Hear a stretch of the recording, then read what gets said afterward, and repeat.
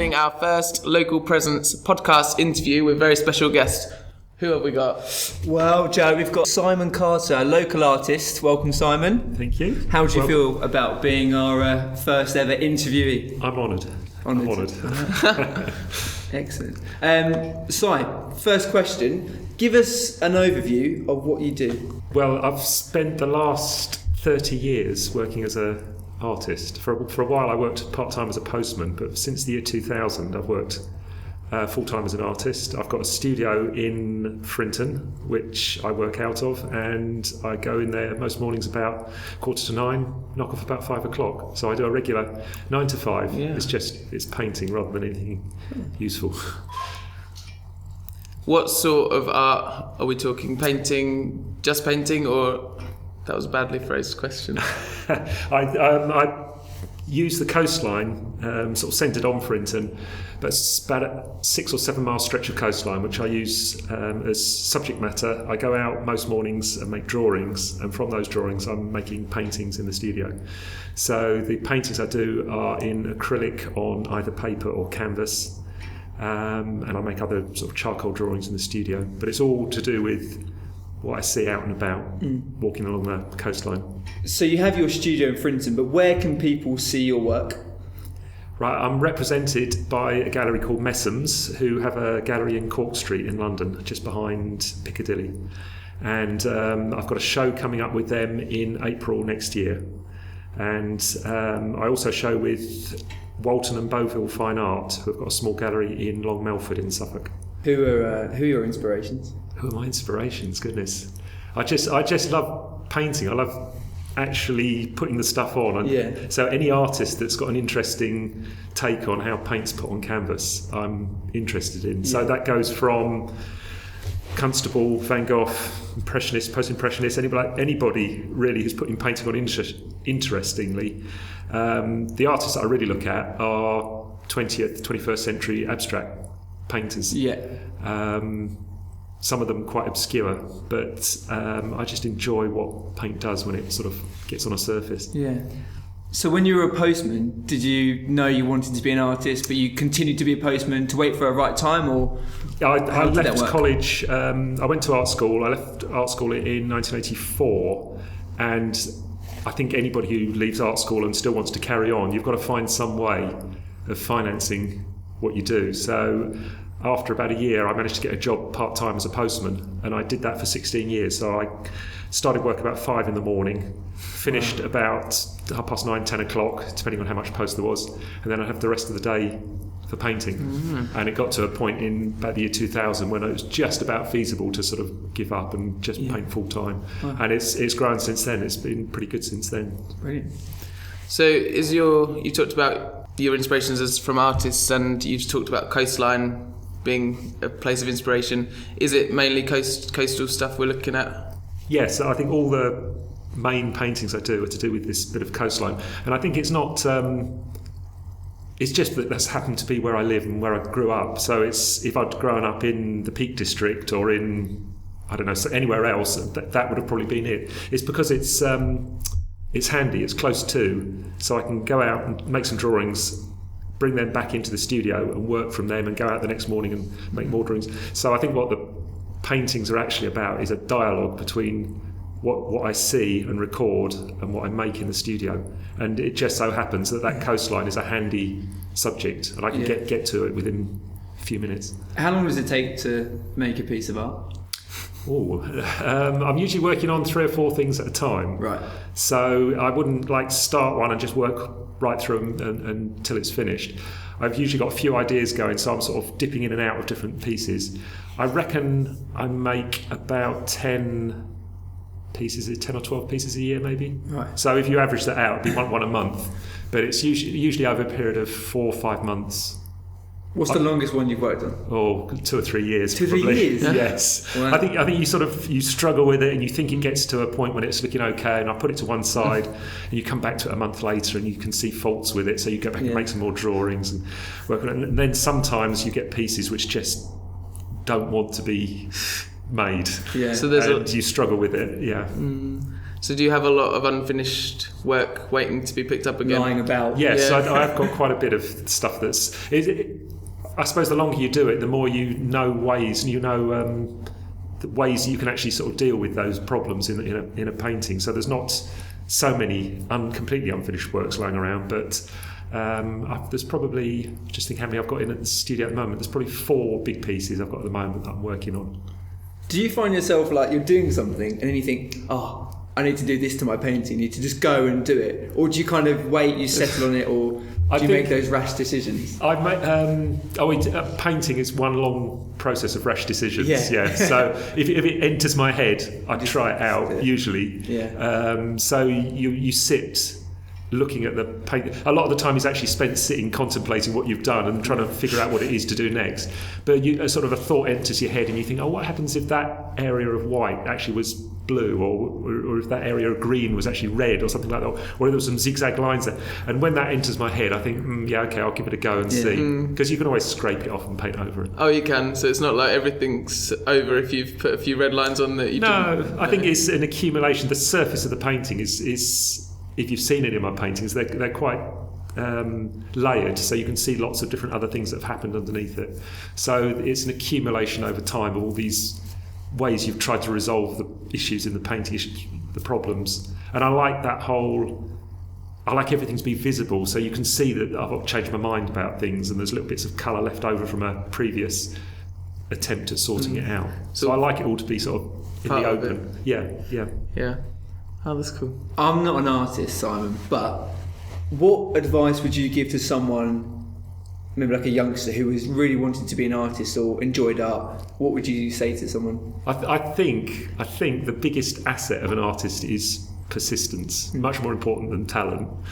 I'm not even sure what talent is, but persistence. You've got to, if that's what you want to do, you just have to keep plugging away. Yeah. And there are ways of doing it, and there's different ways of doing it now with social media.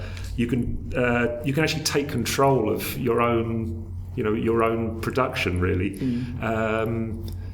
For instance, myself and another artist, Robert Prizeman, we've been working together for about 3 years now, I think, and we've put on all sorts of exhibitions. We've got 2 museum shows, one just opened in Huddersfield and one opening in a week's time in Ipswich, and we've done all this without any institutional backing, without any finance, because we can organise via the internet, via sort of Twitter, emails. You can organise your own kind of destiny, really. Yeah. But I think if you have to be persistent. So you talked about Twitter. Obviously, you use that in today's society. A lot of social media, it's massive, isn't it? So you've been using Twitter, Facebook. Have you? Yes, I don't use. I think I'm signed up to Facebook, but I haven't actually used it. I don't quite understand it. But, Twitter, I use it. I think because as a painter, you have to spend long periods of time isolated in the studio, because you just have to put that amount of time in to work on the paintings. Twitter enables you to link up with other people doing the same thing, so you kind of know that you're not the only one doing this. And it's a good way of just putting out ideas, putting out images of work in progress, and you've got like an exchange, like a Twitter community builds up, and you value people's opinions, you can see what somebody else is doing. It's become quite a valuable tool. I don't think it's a waste of time either. I think it is actually a tool that you can use. Yeah. That's cool. Here's a question. Okay, so you see some of these potentially abstract pieces, if I'm using that word correctly, which I may not be. Okay. They're very much, it's very difficult to see what the painting actually is of. And so the question is it the thought process that makes someone's intentional squiggles look and be something more than a very amateur's attempt at art by putting some squiggles if on I paper? did a squiggle, Joe did a squiggle, and you did a squiggle, Simon, how will someone know that yours is better? I feel like yours would be worth more. That is quite a profound question, really. I mean, that is one of the questions. I question myself all the time. You put a mark down and you have to assess, the quality of that mark. Yeah. I might put a line down 10, 20 times in a painting and scrape it out or paint it over. One of those 20 times, hopefully the last one, all of a sudden it has the right kind of weight and the right density, and it sort of sits just right in amongst the other colours, and it's not something you could actually necessarily describe. When you see it, you just know that that's right. And I think, because I very much like children's drawings, that kind of direct, innocent kind of energy that children have in their drawings. But the thing that children don't have is the critical faculty to decide what they've done is any good, or to sit back and assess it. So you've got to have that, I like that direct simplicity in the work, but also you've got to be able to sit back and sort of think through the meaning of what it is that you've done.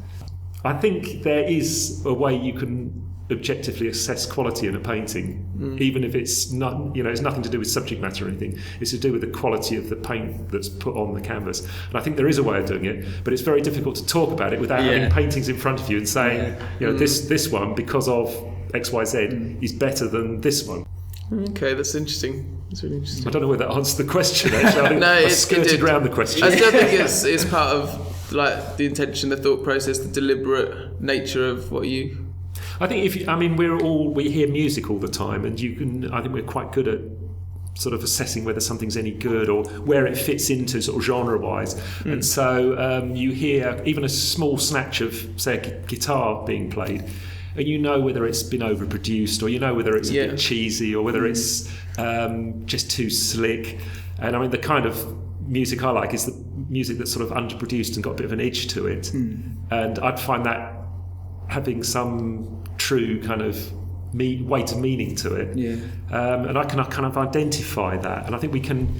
I don't know where I'm going with this. We'll stop there. I'm not sure where I'm going with that one. How did you get into art then? Like, was it in your family, or did you just one day draw and think, actually, I'm really good at this? I think ever since I was very young at primary school, I've drawn and been very interested in just drawing and painting and things. My dad's an architect, and my grandfather on my mother's side was very good at drawing. He used to draw us pictures all the time when we were little. But it's just something I've always done. And I don't think that I ever at any moment decided that's what I wanted to be. That's kind of... This sounds really naff, but I think I always was that, and you just go through life sort of just finding ways of enabling yourself to carry on painting and drawing.